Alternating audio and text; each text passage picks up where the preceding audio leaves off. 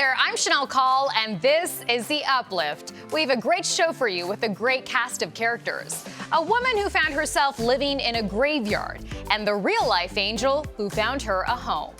A group of New Yorkers spreading sunshine even during the coldest winter in many years. And two other New Yorkers who combined forces to bring a classic New York food to Florida. Plus, we continue to celebrate USA to Z. This week's story starts with a D, and I'll give you a hint, it can be greasy in a good way. And David Begnaud meets a mother-son duo who use a chat they had almost a decade ago to inspire others. All of that and more heartwarming news. You're watching The Uplift.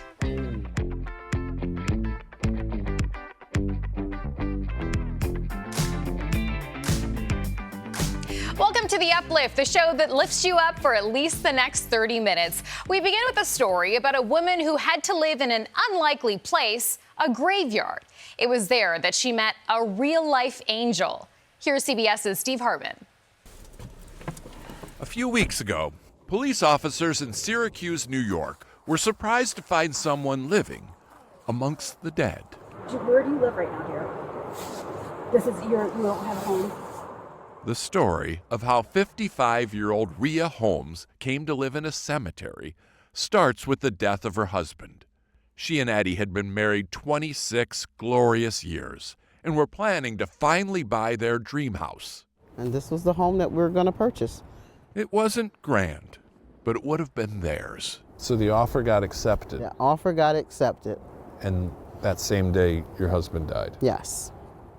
So, Rhea took the down payment and spent it on a cemetery plot instead, with a bench for reminiscing. I'll lay here anytime with you. Unfortunately, living in the past took a real toll on her present. Left with little money and little left to live for, Rhea slipped into depression, lost her job, and got evicted. She was too proud to move into a shelter, so Rhea took up residence at the only place she felt she owned, her husband's grave. This is what I purchased. So you slept right here? Right here. And she lived there. Under the stars. From last May all the way through last month. You could have died there. Yes, I assumed that I was going to die there. And then along comes an angel. Along comes an angel. Officer Jamie Pastorello is the angel who took Rhea under his wing after hearing about her plight. It was just the right thing to do, and I wasn't going to let Rhea sleep outside again. Complete turnaround. In 20 days, she went from sleeping on the cold, hard ground in a cemetery to her own home. What Jamie did was start a crowdfunding campaign and then connected Rhea with a nonprofit called Tiny Homes for Good. Today, she still lives with her husband. Hey, lovey. Just now more figuratively. I miss you so much. Obviously, nothing will ever replace Eddie. Jamie! But we got a sense from this reunion and the multiple hugs she bestowed upon Officer Pastorello that this new friendship will keep Rhea from moving back to that cemetery anytime soon. Steve Hartman on the road in Syracuse. Coming up, how the owners of an Italian deli and a Jewish bagel shop combined to take their New York staples to the Sunshine State.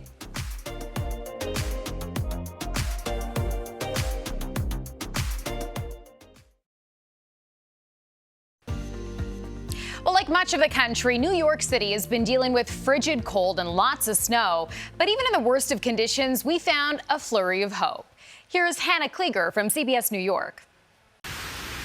75-year-old Gail Muhammad has been living here for more than 20 years. Shoveling snow at her age can be daunting and sometimes dangerous. As a property owner, you're always afraid of lawsuits if you're not cleaning up. So when she was connected to a volunteer who came both Sunday and Monday to help clean, it was a relief both financially and mentally to know that someone was going to come and do that. It's a new program called Snow Patrol, organized by Councilmember Crystal Hudson's office. We heard from about over 30 people who volunteered to shovel for their neighbors. Councilmember Hudson says her office put out a call to seniors who may need the help in advance of the storm and match them to volunteers based on location. One of those volunteers was Andrew Adamitz from Clinton Hill. I've really been looking for more ways to actually feel like I'm in a community. Who helped clear the properties of 2 elderly neighbors. One of them had shared with me that had a heart attack. Hudson says the idea resonated across the city. We've heard amazing stories of community building and connection, people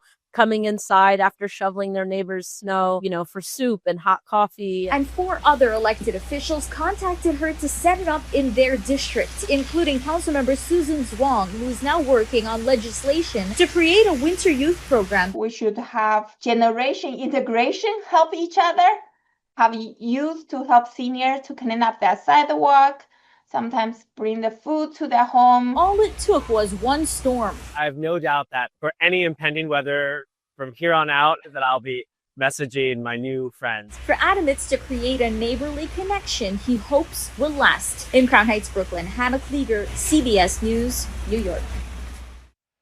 Well, it's even been icy cold in parts of Florida, but winter weather isn't the only thing making its way from the north to the south. CBS News Miami's Anna McAllister introduces us to 2 New Yorkers bringing a taste of this city to the Sunshine State.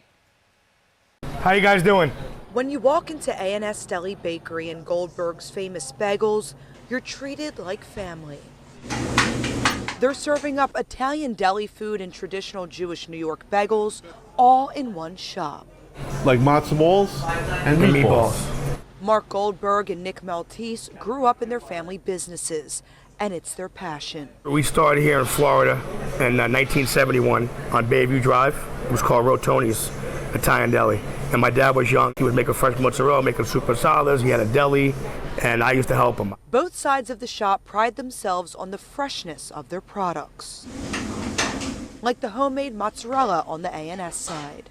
You ain't getting fresher than that. Oh my God. It's so good. The cheese is made fresh every day, along with the rolls for every sandwich. And on Goldberg's side, every bagel is made in-house. Warm toasted bagel. My favorite thing from Goldberg's, I would say, is the bagels. In the morning, we used to come here get our bagels. And then from A&S, I really like the number 6, the Nikki's favorite. So it has fresh mozzarella, tomato, prosciutto, and balsamic glaze. Of course, we couldn't come in here without trying some of their specialty items. The toasted sesame bagel, vegetable cream cheese, fresh sliced lox, tomato, red onion, and capers. And this South Bronx chicken cutlet sandwich. I created the sandwich. It's a chicken cutlet, bread chicken cutlet, fresh vodka sauce. It's got fresh prosciutto di Parma, and it's got sliced fresh mozzarella in the house with fresh semolina bread.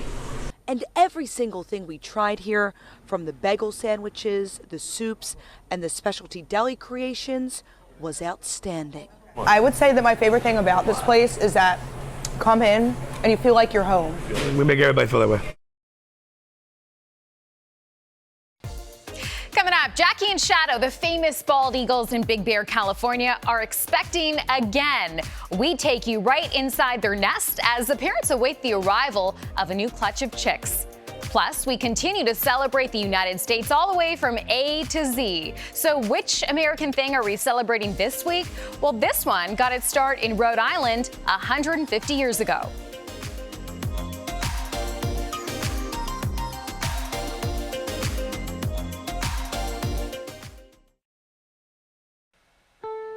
The bald eagle is, of course, our national bird, and Jackie and Shadow are the eagle couple that continue to live up to their job, showing strength and bringing hope. The famous birds are now expecting more eaglets, and many fans are anxiously waiting their arrival. Here's Joy Benedict with more. It's the talk of the town as Jackie and Shadow can't stop squawking. about their newest egg. I'm excited to see Shadow and Jackie. They just had their babies. Carissa Crawford has her binoculars ready at Dana Point Park in Fawnskin, hoping for a glimpse of the famous eagles. But the best bird's eye view is always from the nest cam, set up by Friends of Big Bear Valley. Nature is beautiful, and getting to experience that and being able to watch it live, from wherever you are is really exciting. It was around 4:30 in the afternoon Friday when Jackie laid her first egg of the season. A minute later, Shadow swooped in for his first look at the future eaglet, with possibly what appeared to be a small smooch and peck for his feathered partner. And that live feed is great, and we get to watch how they feed the babies and how they make their nests and how they mated.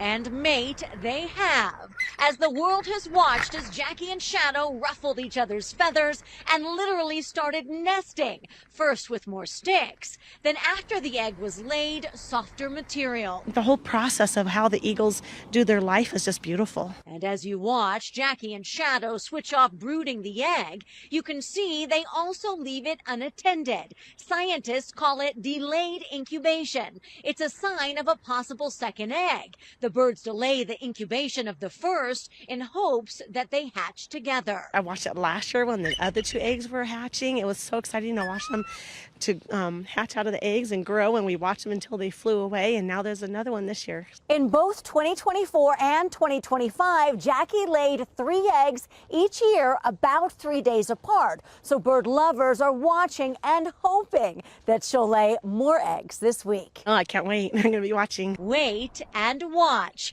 whether from Big Bear Lake or from your home. For with 2 cameras rolling, you don't need an eagle's eye to catch the best love story in this mountain town.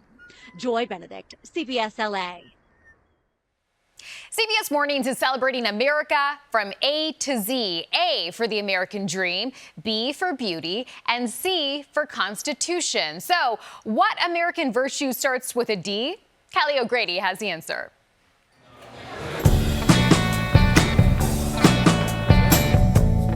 When it comes to American food, there's perhaps nothing more quintessential than the American diner. Its roots date back to Providence, Rhode Island, over 150 years ago. A tasteful history diner expert Richard Gutman has studied closely. The first diners were called night lunch wagons, and they served people who were out at night after other restaurants had closed. The diner was a place that was open to all and served quick food at a good price. Lunch wagons later transformed into lunch cars, stationary fixtures that resembled train cars. Wilson's Diner in Waltham, Massachusetts opened in 1946 and remains one of the few original lunch cars still operating. Any french fries? That lunch car design has helped inspire the classic diner look we see today. The diner is unique in the landscape in that no other building looks like a diner. But you know what it is when you see it, and what other building really announces itself in that way. At Boulevard Diner in Worcester, Massachusetts, Who has the bully? once known as Lunch Car Number 730, Good morning, Boulevard. it's as busy as it was when they first fired up the grill in 1936. You're welcome. The George family is now onto its 4th generation of family members running the show in the kitchen, including short order cook Gabriella George. This is a multi-generational family business. Yes. For many, that's the American dream. How important is that to your family? It's very important. It means a lot. Why do you think that people still enjoy the diner experience? I think they come for the vibes. They come for a slightly cheaper food. They come for the home-cooked meals. I think they could just come for the love. The scrambled bacon. Beyond fascination for the cuisine, where ordering breakfast for dinner is a welcomed request, diners have also become a symbol of American culture. Diners have become iconic in films. They're identifiable with American culture. Gutman estimates there are around 2,000 diners operating across the country today, down from 3 times that number in the 1950s. Like many small businesses, rising rent and labor costs have driven some diners to close. But in New Jersey, deemed the diner capital of the world, with at least 400 of them throughout the state, the appetite for diners remains steady. Pop's Diner in Newark was named the best diner in America in 2017, serving upwards of 15,000 customers a week, under the helm of co-owner James Galemis. Cook that burger up right now. Why do you think diners are so iconic to America? I don't know. It's like, why is the Statue of Liberty in New York City so amazing? I've never been there. When you go outside and you see like license plates from like other states all over, and they stop here, it's such a good feeling. Time to dig in. Oh my God. Oh, that's really good. While the number of diners has dwindled over the years, Gutman believes they might just hold the secret recipe for standing the test of time. The concept of the diner will be here forever, and I am one to say that they will never go away.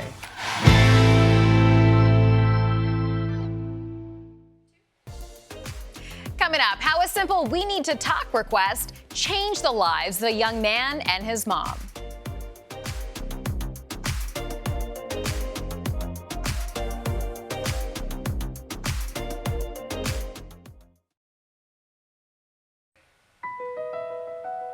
Do you ever hear "we need to talk" and start to worry? Well, for one mother-son duo, "We Need to Talk" was the start of a pivotal moment in their lives. Now they're using what they learned during that talk to help others. Here's David Begnaud. This reunion, You're so handsome. almost a decade in the making, May I give you a hug? Yes, please. Oh, it's good to see you. began with a teacher encouraging a teenager to just talk to his parents. I get up from my room, go down the hall, knock and say, "Hey Mom, can we talk?" I had no idea what I was gonna say. And neither did William Hargan's mother, Tracy. He said, "I'm depressed, and I've been seriously depressed for a long time." Had you at any point before he told you that thought he was depressed? Not one bit. He was happy, he was laughing, he was having fun. Yeah. I mean, I thought he was like happy-go-lucky, all-American kid doing great. But that's when William told her he hadn't always been feeling great, going back years.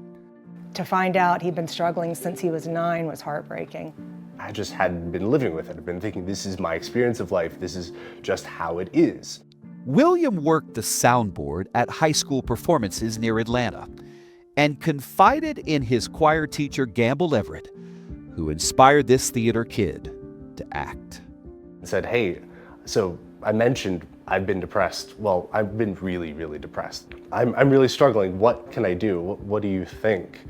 And Gamble had the presence of mind to say, "I know your parents. Your parents are great. They will hear you out. They will listen. They will understand what you're going through and can get you help." With the help of his family, medication, and therapy, William began to see a brighter future. The biggest change didn't happen until, over the course of 10 years. So Right, it didn't happen the next day. Exactly. It wasn't like he told us and boom, everything was perfect. You're right. Now, at 27 years old, William has gone on to conquer even more of life's mountains, built a successful career in consulting, and is about to marry Maddie, the love of his life. What are you now able to do that you weren't?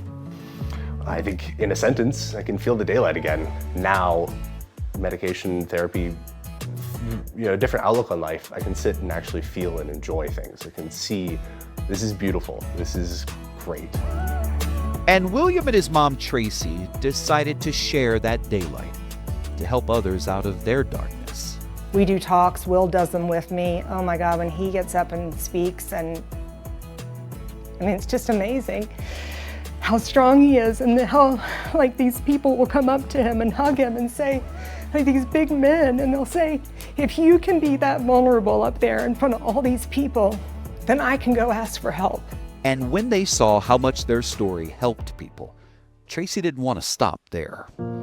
I feel like music can reach people in a way that just words alone can't. It just touches your soul. Walked into your bedroom. And I said to Will, your story should be a song. And he was like, a song? I don't know what he thought it was going to be, and I'm certainly not a singer, so I think he was like, oh God, please don't, you know. Yeah. But I said, I'm going to take a crack at it, and I did over and over, and I just couldn't get it right. Finally say what I'd hear. So Tracy took their very personal human story and turned to an AI program to set it to music. I've been depressed, Mom, for over a year, fighting this battle you couldn't see or hear. My teacher said you'd listen, that you'd care, that you could help me find my way back there. I need help. As soon as I heard it, Mom, I felt it in my soul. I need your help. I just wanted this song to reach somebody who needed something, a lifeline to hold on to. Or maybe they'll take this song and play it for somebody and say, I don't have the words, but this is how I feel. Desperate cry of mine, but you said. Well, I certainly felt something, like when I listened. Did you? Yeah, when I listened to the song, I certainly felt something. My teacher said you'd listen, that you'd care. But there was one person in particular who Tracy really wanted to reach. And I wasn't even sure if I had the right number anymore, but I texted and said, be sure to hear the shout out to the teacher in the chorus. Hours later, I got this text. Hi, thank you so much for sending me this song. It has really been warming my heart today. As a mom, I was just overcome with, thank you so much that it was you. Thank you that you did the right thing. My teacher said you'd listen, that you'd care, that you could help me find my way back there. I need help.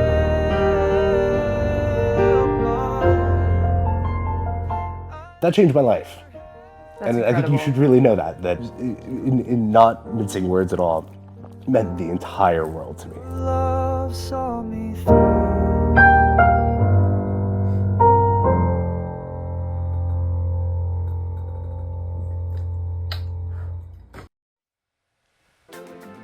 That's our show. I hope this news brightened your day and lifted you up.